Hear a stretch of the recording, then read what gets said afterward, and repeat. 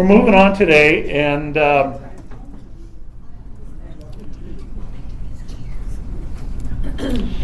want to just actually get into the book of the prophet Isaiah, and I know you all brought your Bibles. Sorry. Okay. However,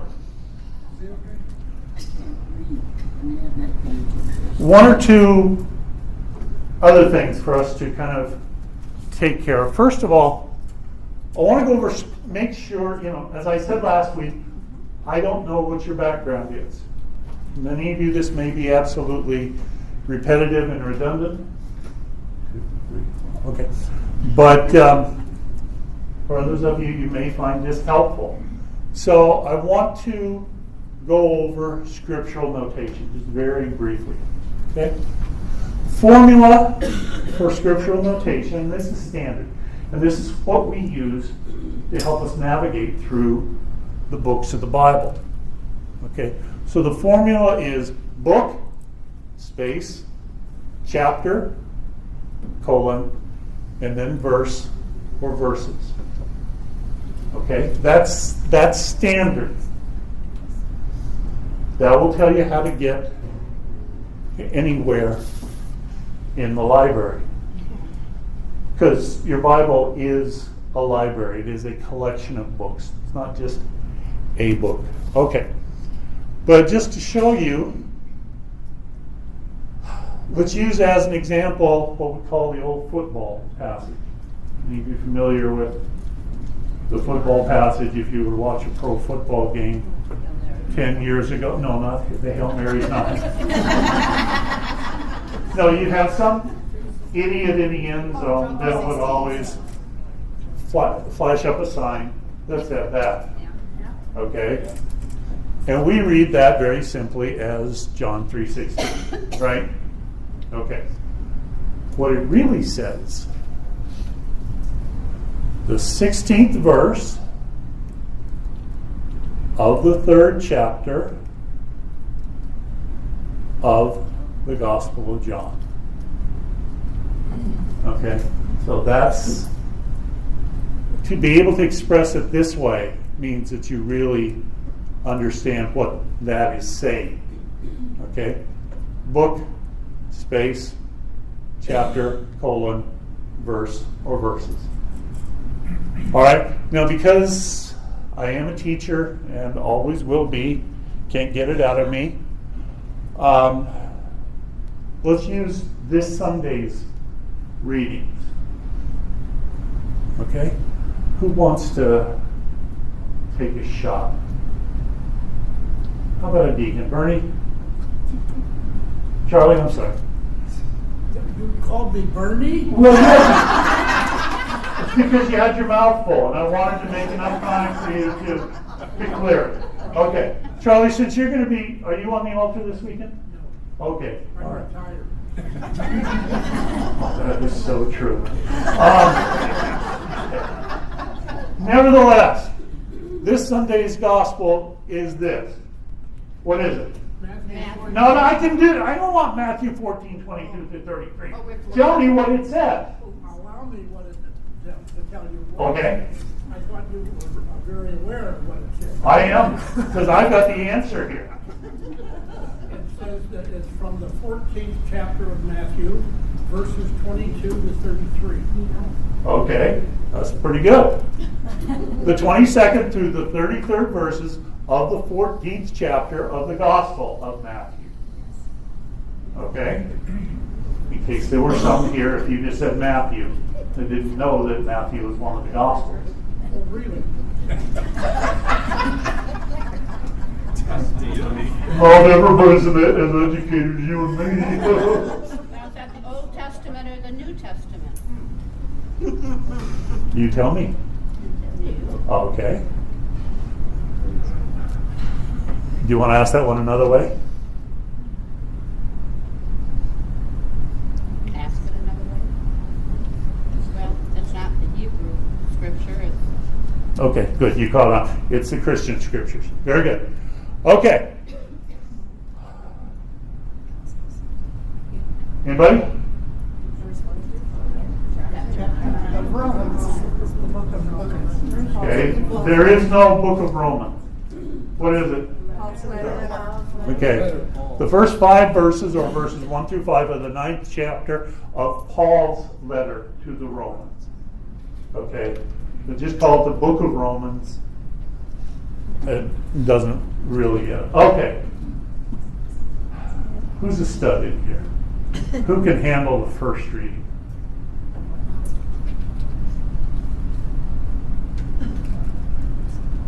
Okay, this is the first reading this Sunday.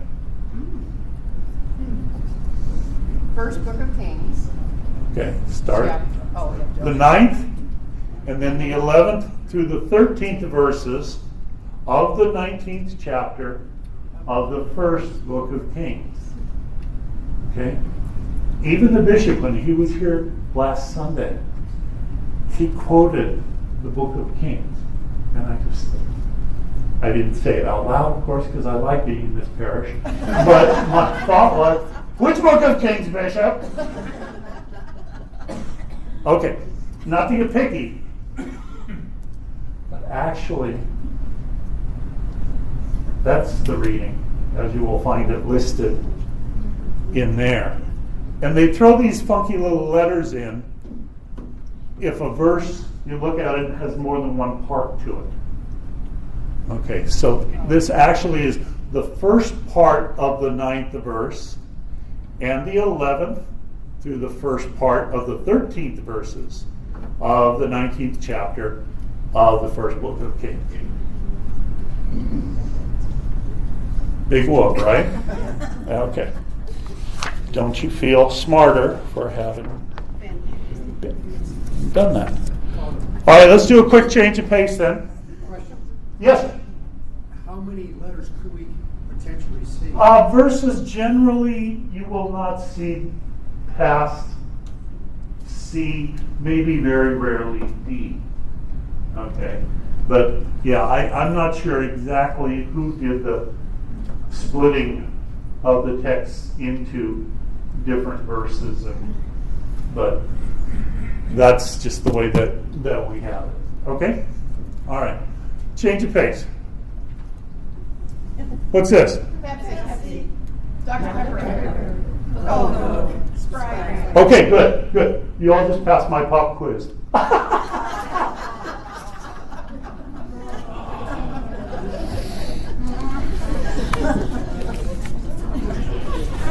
Okay, I think that's the worst one today, so I'm hoping for all of our sakes. Okay, let's talk a little bit about the style that we find in Isaiah. Most of what we find in the book of prophet Isaiah was an oral proclamation. Okay, oracles is what they called them. And it was quite some time before the prophecies would be written down, then those would be gathered together, they would be edited and formed into a book. Now these steps here, oral proclamation, written down, gathered together, edited, and then formed into a book, that's what we call the process of scriptural development. That's how we got just about all of our scriptures, even the Gospels. The events happened probably at least 50 years before they were written down. Okay, so the story was kept alive through what they call oral tradition. Well, it was the same thing with the oracles, the proclamations in Isaiah. Okay? So if this is having to be committed to memory, poetry was a very good way of helping people to remember. Okay? This is a technique that wasn't just used by the prophets back then. It was widely used because it was fairly common, it was fairly standard, that unlike what we have today, things were not written down as soon as they were said. That wasn't their style of recording history. Plus, I don't know how many of you are familiar with what we call multiple intelligence theory, but it basically says that there are lots of different ways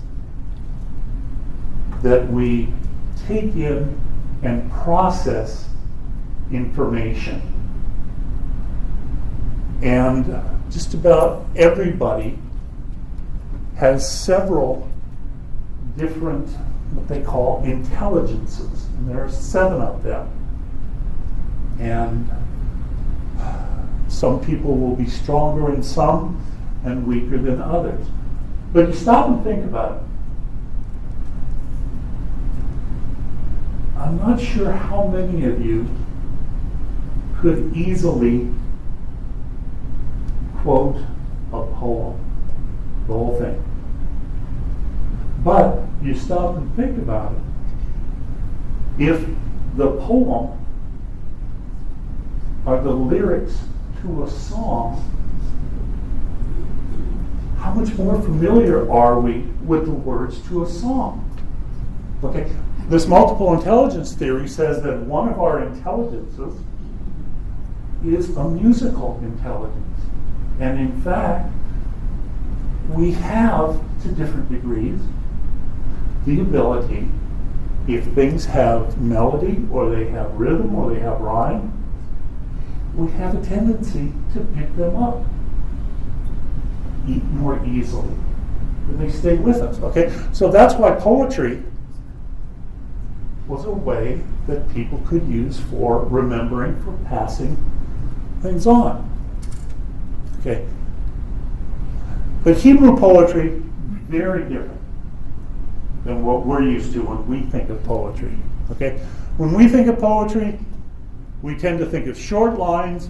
Most often, we'll share a rhyming pattern or some sort of a metric scheme. Right? I'm not an English major, but I think that's right. Okay. But there are, not necessarily always the case, those that dabble in free verse, they go out of their way to not try and meet those criteria. Okay, let's go with rhyming poems, though, just as an example. You know that there are lots of patterns to poems, lots of possibilities. And I went into it's not really a vast knowledge. A lot of people would say it's more half vast. But the poem that I really remember from my childhood is a rhyming poem. It went like this. If a Hottentot taught a Hottentot taught to talk ere the tot could totter. Come on. Ought the Hottentot taught be taught to say ought or not, or what ought be taught her? Okay. I know it doesn't give you any new respect for me, but hopefully pity anyway. Okay. So we're familiar with rhyming poems. Okay? We also have limericks. If it wasn't for limericks, none of us would ever never have heard of the town of Nantucket, right? But we won't go there. Okay. The rhyme scheme to a limerick is very specific. The first line rhymes with the second line. The third line rhymes with the fourth. And then the fifth line rhymes with the first and second again. Okay, in addition, with a lyric, it's got a metric pattern to it. Okay, so the first line is generally 8 or 9 syllables. Second line, 8 or 9 syllables as well. The third line generally is 6 syllables, fourth line 6, and then the fifth line 8, 9, or 10 again. Okay, so a limerick has to meet both the rhyme and the metric scheme. my favorite that I can share with an audience. Come on. There once was a young man named Eve. Okay, that's 9. Who wanted to marry dear Phoebe. But he said, I must see what the ministers feed. B before Phoebe, be Phoebe, BB.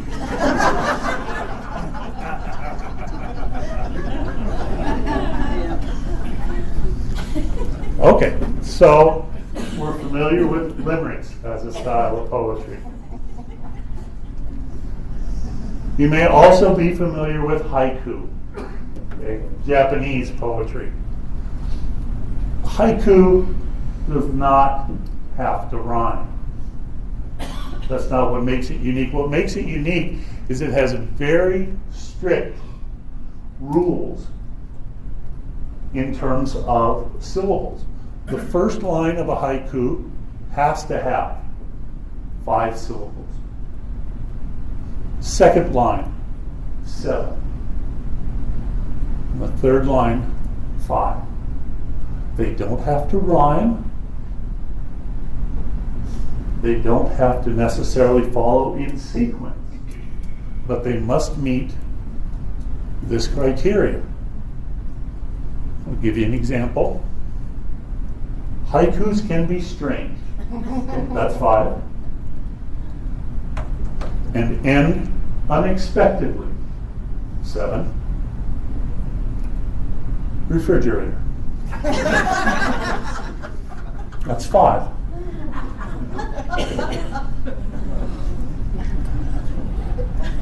All right. Please, can we get to some theology, Father? Oh, all right, if you insist. Okay, so now we talk about Hebrew poetry. Hebrew poetry had nothing to do with rhyming. Okay? But Hebrew poetry did have its own special style. Okay? In Hebrew poetry, the lines of poetry had 2 balanced thoughts in each line. Sometimes maybe 3 balanced thoughts. But the idea of the 2 thoughts that were roughly equivalent was key. Okay? The Hebrew text would follow this scheme. Okay, so you see the first line and then the second line, and they're roughly balanced. They are connected. They have something to do with each other. Okay. Hebrew is a much more compact language than English. So if we were to write out Hebrew poetry in English, it takes more words. So we would have the same thing. It's just that our balanced lines would be longer generally. So to see it written like that would not be unusual. These 2 half lines, as I said, they present a balance of thought and often a balance of words. And this is the technique that we call parallelism. And parallelism is the key feature to Hebrew poetry. And we see it all the time in a number of the Mass texts, or when you're reading, the prophets, or whatever. And maybe you've picked up on some of what that is, or maybe you just have kind of taken it for granted. So let's do some examples. Okay, so let's go into our Bible, if you would. Go to the first chapter, the book of Isaiah, and look at the 3rd verse.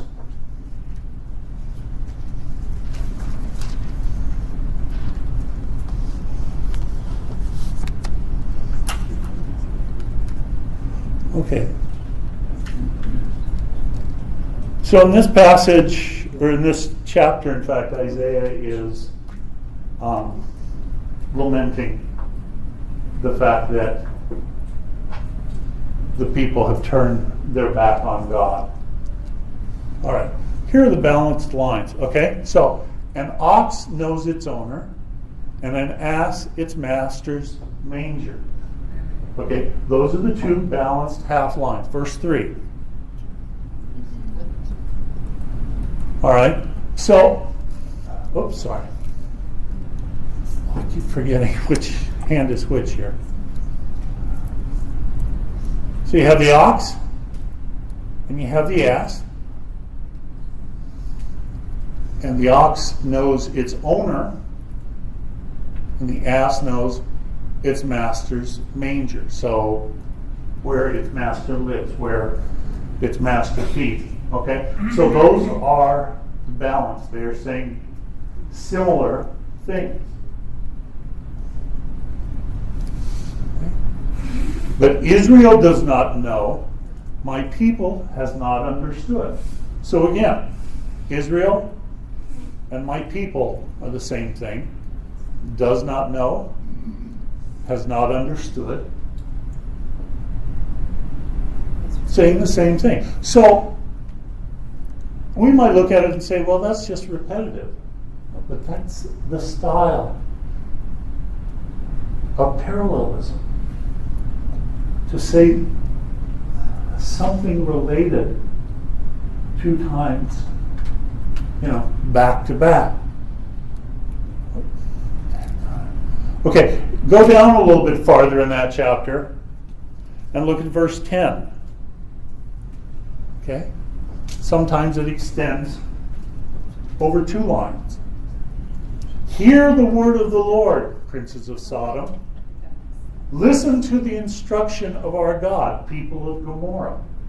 Again, saying virtually the same thing, but using different words. Putting a poetic sense in it. Okay? Sometimes the parallelism can be expressed through contrasting thoughts. Okay? They will collapse and fall, but we shall rise and stand upright. Okay, they and we, obviously they're opposites, but nevertheless,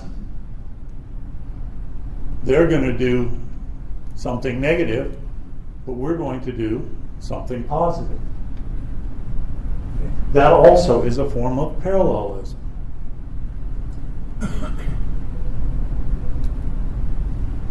Sometimes a line will be broken for emphasis and use an unrelated third line.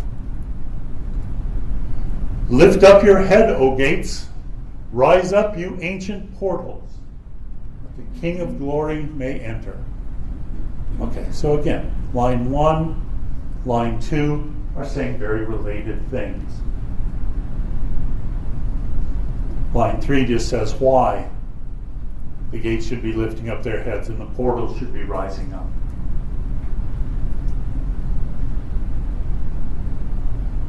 Sometimes parallelism does more than just repeat.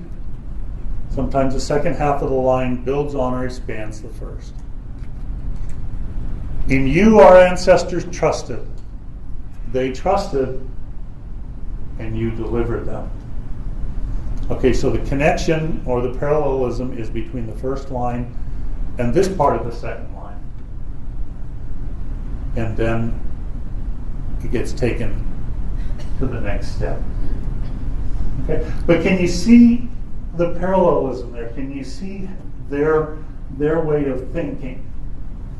And it was having that awareness as to how they needed to be expressing their thoughts that had them develop their own poetic sense.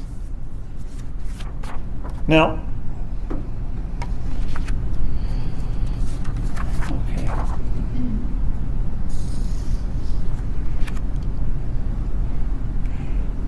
It's also something where if you're saying the same thing twice with two different sets of words, you can see that once you got used to that it would make it easier for you to remember. Okay? It would, obviously, just like any other skill, it would take some practice. But if you're trying to keep the message alive from generation to generation by passing it on through memorization, through word of mouth, this would be a helpful tool. Now, parallelism is not the only thing that biblical or Hebrew poetry uses. They will also use similes and metaphors, alliteration, listing and alphabetizing, or whatever. But parallelism is what we will encounter much more than any of those other devices. Okay? And where Isaiah is mostly poetry, we will see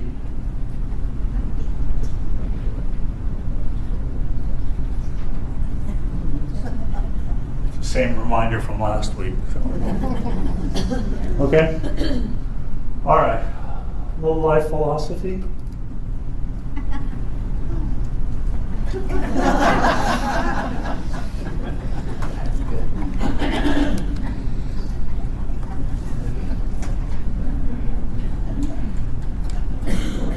Okay, so now getting into Isaiah. Book of Isaiah is mostly an anthology of poems, composed primarily by, especially in the first part of the book, the prophet who is called Isaiah, son of Amos, but also by, to some degree, his disciples, and some poems were constructed many years after Isaiah had passed on. So it was his disciples who continued to carry his spirit, to keep his message alive. Okay.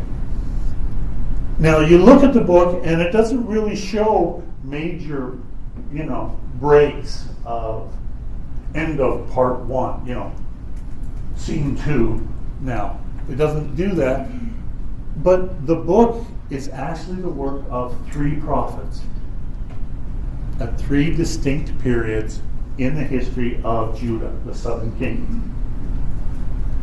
Okay?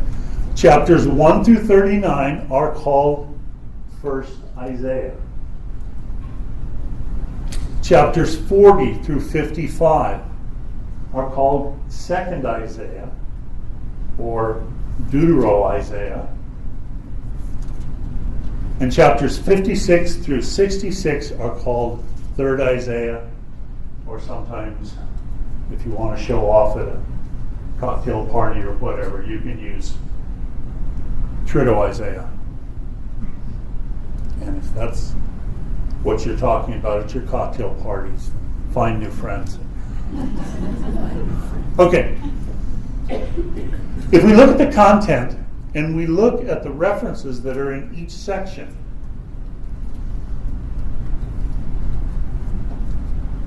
First Isaiah was before the exile.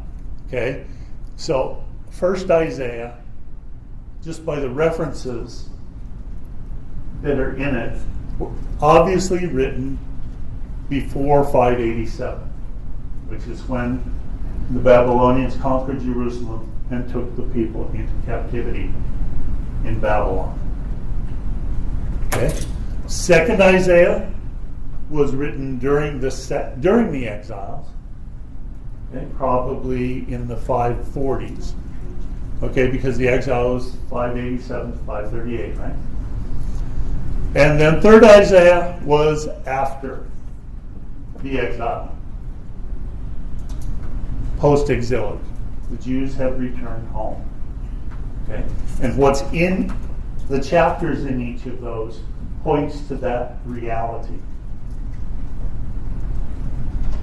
Okay, so First Isaiah, chapters 1 through 39, believe that the prophet Isaiah himself His ministry was from 742 to 701. Okay, that is pre-exile. Okay. Right in the middle here is the year 721. Anybody remember from last week? Significance of 721? Destruction of the kingdom, separation of families. No, the schism took place in 931. Okay? 721 was when the Assyrians conquered the northern kingdom. Okay? So, the people in the southern kingdom, and Isaiah was a prophet of Judah, of the southern kingdom. The people of Judah were very aware of what had happened to their northern neighbors. And in fact, Assyria was attacking and harassing Judah as well. Okay, there was a great siege, actually, that the Assyrians put on Judah in the year 701. They did not conquer, and so the kingdom of Judah continued. But first Isaiah, they were seeing what was going on with their northern neighbors. But it's obvious that Jerusalem is still standing. When you read through there, it's referring to Jerusalem, not in terms of, oh, how great it was. But here's the reality. The prophet threatens Jerusalem with punishment if it does not turn from its sinful ways and return to God. We know what's happening to Israel, to the northern kingdom. That's because they weren't staying faithful to God, and they paid for it. Same thing can happen to us if we don't get our stuff together. Another way we know that first Isaiah was pre-exilic, the rulers that are referred to are either the kings of Judah during that period, or else the rulers of Assyria. Okay, if first Isaiah had been during the exile or after the exile, there was no Assyria anymore. Okay. Second Isaiah, the characteristics. You read it and you see that Jerusalem, the way that the prophecies are being expressed, Jerusalem has long since been destroyed.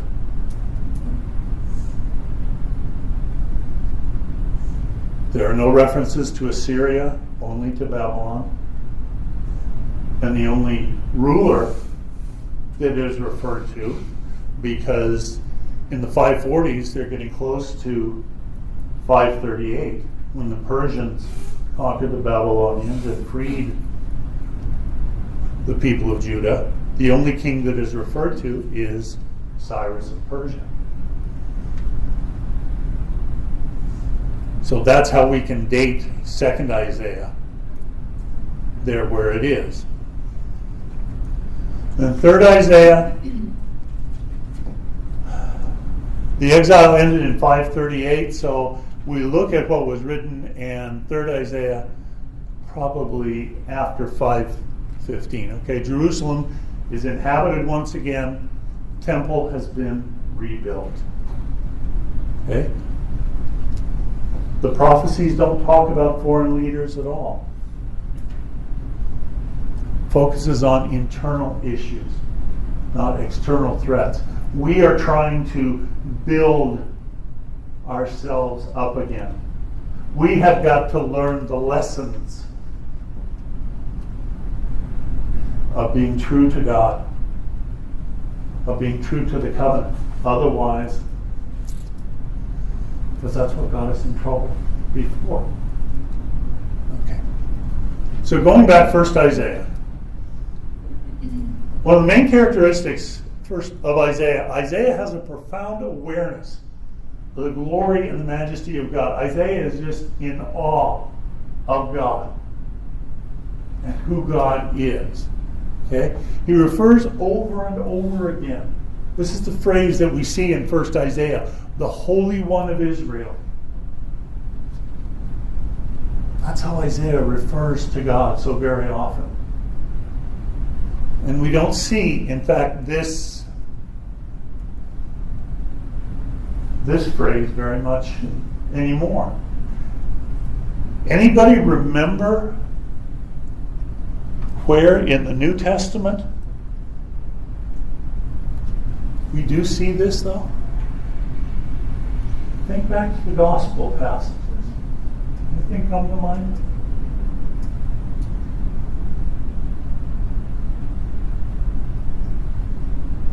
It's the demons who end up leaving the man going into the swine.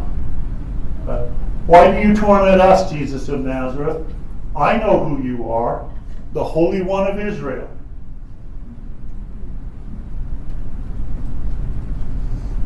Okay. But for Isaiah, this is a statement of God's incredible majesty, His glory, His otherness.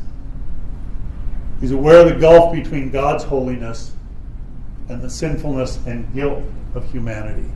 And so the driving question in 1 Isaiah is, what is worthy of the Holy One? And so much of the judgment and so much of the condemnation in 1 Isaiah is because the prophet is saying, we are not living in a way that is worthy of the Holy One. We are not living the life that our God is calling us to. Look at chapter 6. Go to chapter 6 in Isaiah.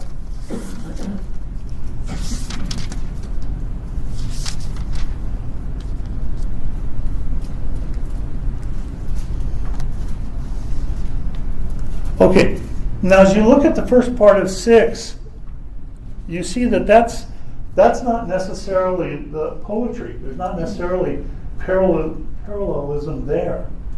It's more of a narrative. It's more of a biography. In the year King Uzziah died, I saw the Lord seated on a high and lofty throne with the train of his garment filling the temple. Seraphim were stationed above. Each of them had 6 wings. With 2 they veiled their faces. With 2 they veiled their feet. And with 2 they hovered aloft. Okay, so you're getting this sense. Isaiah has this vision again of the incredible majesty of God, the Holy One of Israel. They cry out, holy, holy, holy is the Lord of hosts. All of the earth is filled with his glory. Okay. Then I said, woe is me, I am doomed, for I am a man of unclean lips, living among a people of unclean lips. Yet my eyes have seen the King, the Lord of hosts. So again, there's his awareness. Okay, when he talks about sinfulness and guilt of humanity, he's including himself in there. God, you're so great. We're so awful.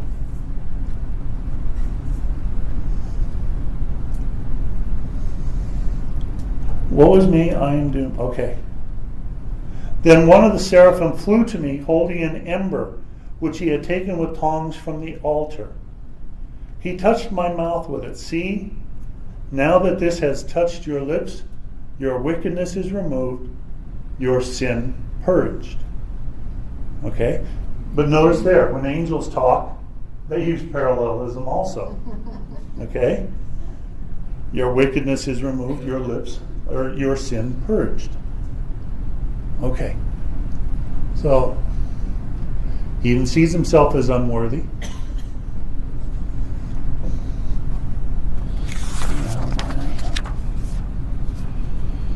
Okay.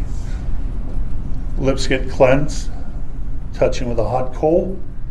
And then I heard the voice of God saying, whom shall I send? Who will go for us? Here I am. Send me. Okay? So this is Isaiah's way of saying, see, I was called by God to be a prophet. Go and say to this people, listen carefully, but you shall not understand. Look intently, but you shall know nothing. Parallelism. You are to make the heart of this people sluggish, to dull their ears and close their eyes, so on and so forth. Okay, so that chapter 6 has to do with Isaiah's call. Let's go back a bit. Chapters 1 through 5. Okay, this section is a condemnation of Judah. One, for continuing injustice. You remember we said last week that was the great sin. It wasn't so much a matter of idolatry or anything like that, but it was neglecting those who were in need. It was taking advantage of the poor. It was the reality of the ever-increasing rift or chasm between the very wealthy and the very poor.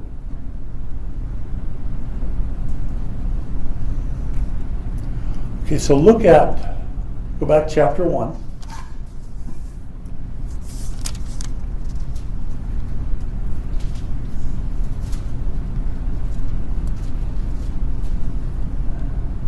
What care I for the number of your sacrifices, says the Lord?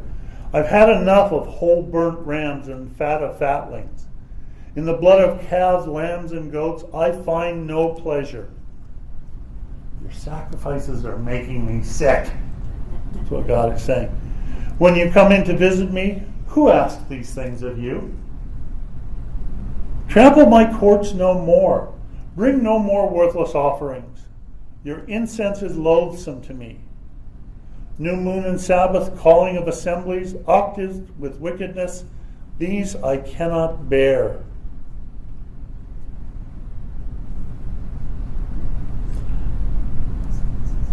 Wash yourselves clean. Put away your misdeeds from before my eyes. Cease doing evil. Learn to do good. Make justice your aim. Redress the wronged. Hear the orphan's plea. Defend the widow. Okay, so don't give me any more religious practice where you're going through the motions. If you want to give me a sacrifice, the sacrifice is taking care of those that I want you to take care of. Okay. Also in this section, let's look very quickly, chapter 5. I think that this is something we're familiar with, but this was a kind of a parable that Isaiah told. And again, it's a judgment, it's a condemnation. Let me now sing of my friend's song concerning his vineyard. My friend had a vineyard on a fertile hillside. He spaded it, cleared it of stones, and planted the choicest vines. Within it he built a watchtower and hewed out a winepress. Then he looked for the crop of grapes, but what it yielded was wild grapes, worthless. Now, inhabitants of Jerusalem and men of Judah, judge between me and my vineyard. What more was there to do for my vineyard that I had not done? Why, when I looked for the crop of grapes, did it bring forth wild grapes? Now I will let you know what I mean to do to my vineyard. Take away its hedge, give it to grazing, break through its wall, let it be trampled. Yes, I will make it a ruin. It shall not be pruned or hoed, but overgrown with thorns and briars. I will command the clouds not to send rain upon it. Okay.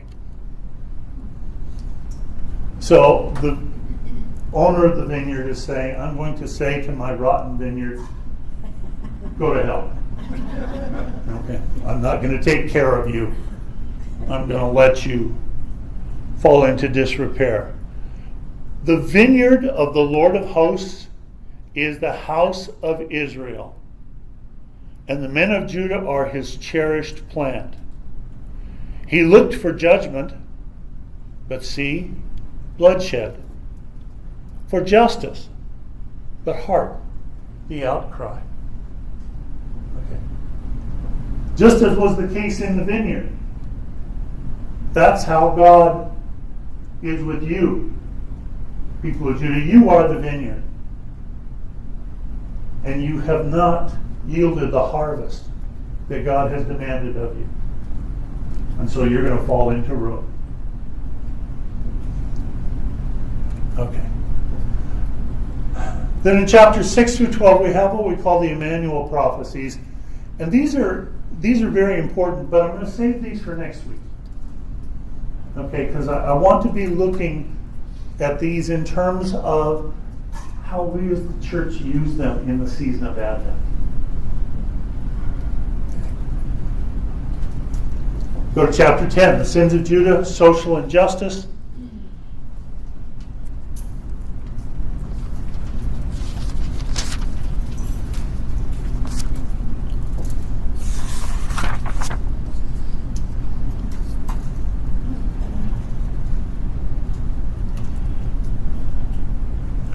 Okay. So in chapter 10, it's actually saying that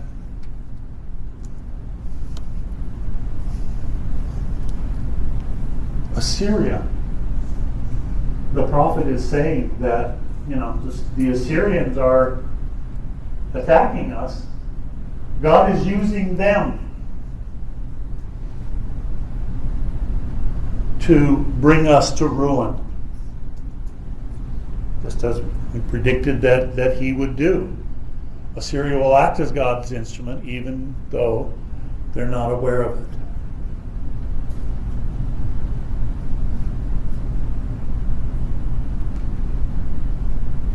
Okay, all right.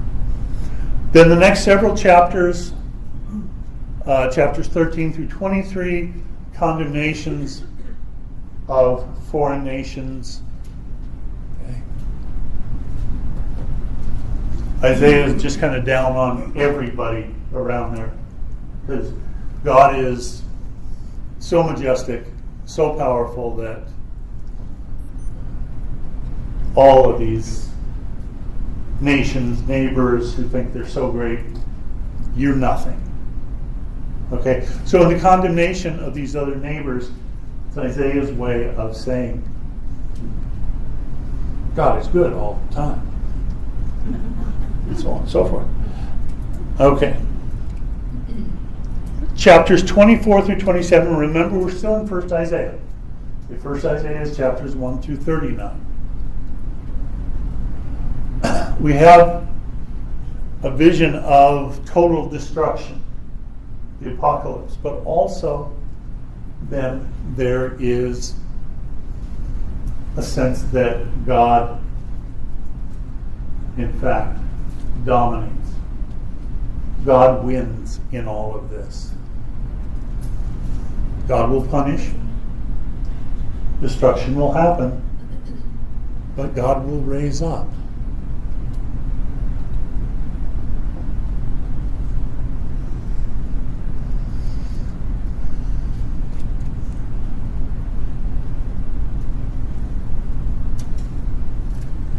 Okay, and again, God's judgment will bring destruction, but then restoration, vindication.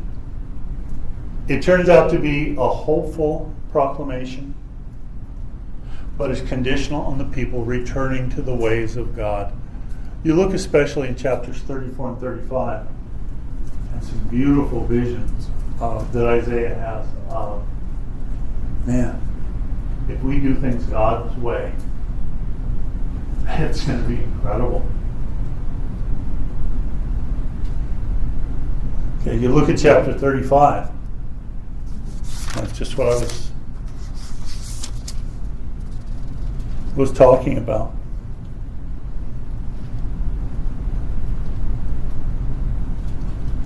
Things will be like we've never seen it before. The desert will bloom. Say to those whose hearts are frightened, be strong, fear not. Here is your God. He comes with vindication. With divine recompense, he comes to save you. Then will the eyes of the blind be opened, the ears of the deaf be cleared. So on and so forth. Okay. So we return to God, and God will really show what it means to be God.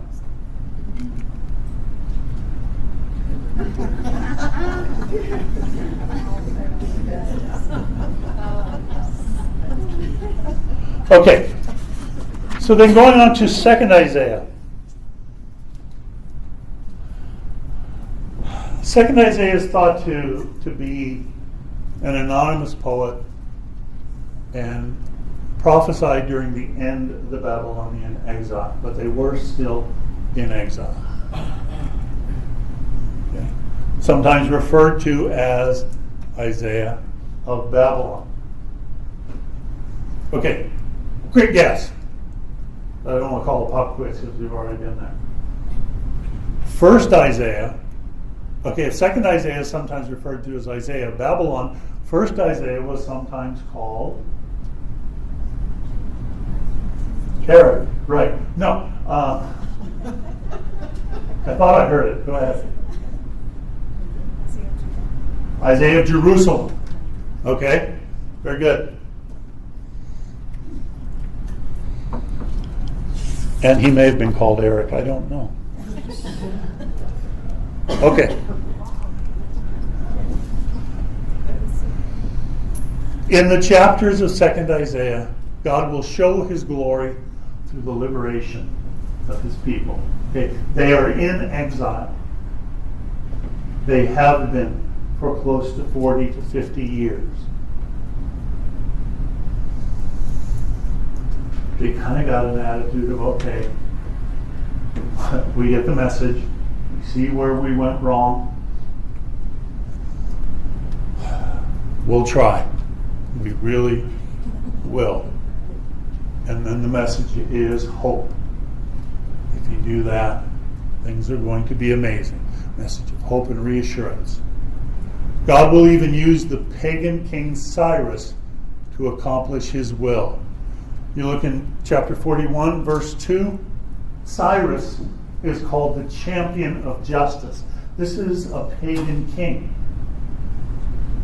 But they have a sense that Cyrus is becoming more and more powerful. Persia is becoming more and more powerful. And it's only a matter of time until Babylonia is conquered.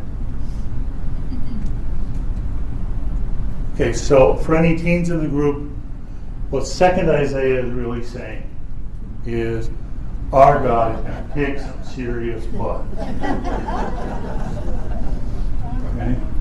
And most of you are old enough to remember a particular song that had a very similar attitude. You know, you could almost say that 2nd Isaiah's attitude is, my boyfriend's back and you're going to be in trouble. Hey, nah, you know.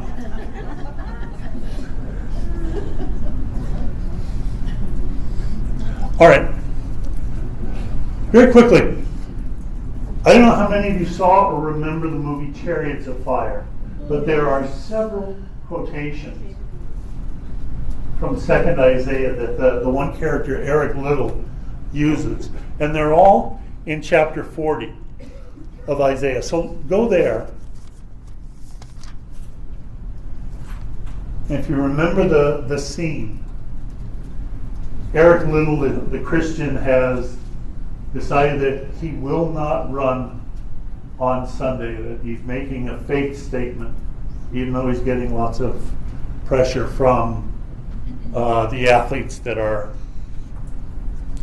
or the head of the athletes and the prince and all of that to represent the country. So the scene is, it's a rainy day at the Olympics and athletes are kind of falling in the mud and coming up short in their races, and he's standing there in church and he's preaching the message from the pulpit. And First one that we see is verse 15. Behold, the nations count as a drop of the bucket, as dust on the scales. The coastlands weigh no more than powder. Before him all the nations are as naught. As nothing, and void he accounts them. If you have the movie, go back and check out this scene again. Okay, so then verse 23. Do you not know? Have you not heard? Was it not foretold to you from the beginning? Have you not understood since the earth was founded?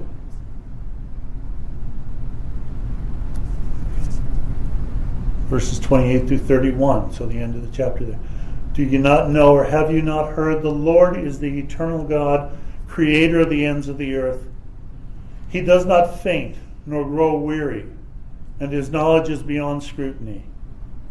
He gives strength to the fainting. For the weak he makes vigor abound. Though young men faint and grow weary, and youths stagger and fall, they that hope in the Lord will renew their strength. They will soar as with eagle's wings. They will run and not grow weary, walk and not grow faint. And as I say in the movie, it's right at this time where you see all these athletes that, are not observing the Sabbath, and they're following and growing weary and not soaring as with eagles. Okay.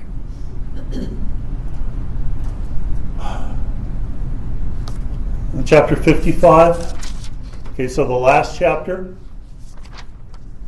When the Lord shows his power and frees us, when the Lord establishes his power and might. Turn to chapter 55 because we are very familiar with this.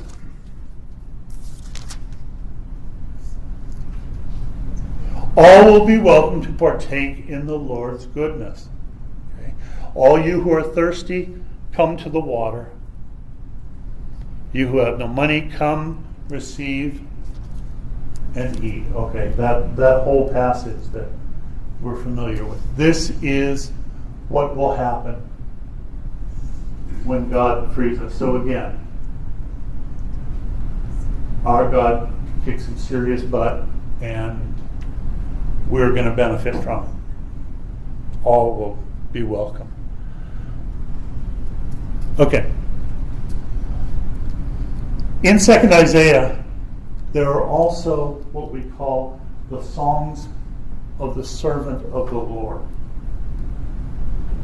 And again, I want to save those till next week because these are also very, very important in our liturgical celebration, in our understanding.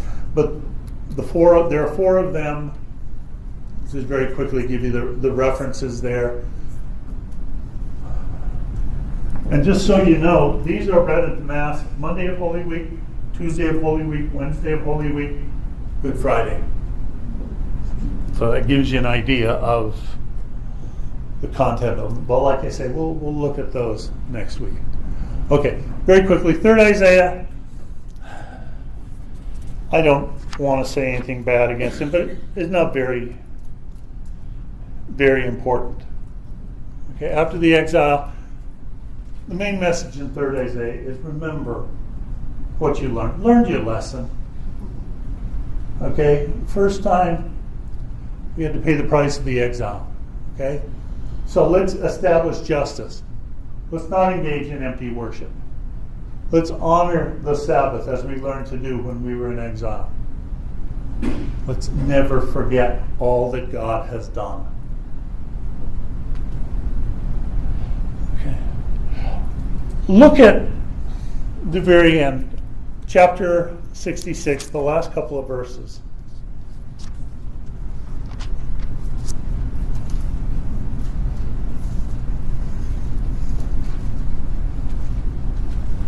And the reason I want you to look at those is they say, when you're going to finish up on a high note. But, verse 23 is incredible. From one new moon to another, and from one Sabbath to another, all mankind shall come to worship before me, says the Lord. Great, end on that. No. They shall go out and see the corpses of the men who rebelled against me. Their worms shall not die, nor their fire be extinguished, and they shall be abhorrent to all mankind. That's my understanding that in synagogues, when this passage is being read, yes, the rabbis feel obligated to read all of the scriptures, but they don't want to end on that horrible last paragraph. So they will read that, but then they will read verse 23 again so that it ends positively. All right. So next week, as I said, we'll look in more detail how the church makes use of Isaiah when observing the two great mysteries of our faith, the incarnation during Advent and Christmas, and then the Paschal mystery during the 3 days of the Triduum. And one final salute to so many of you.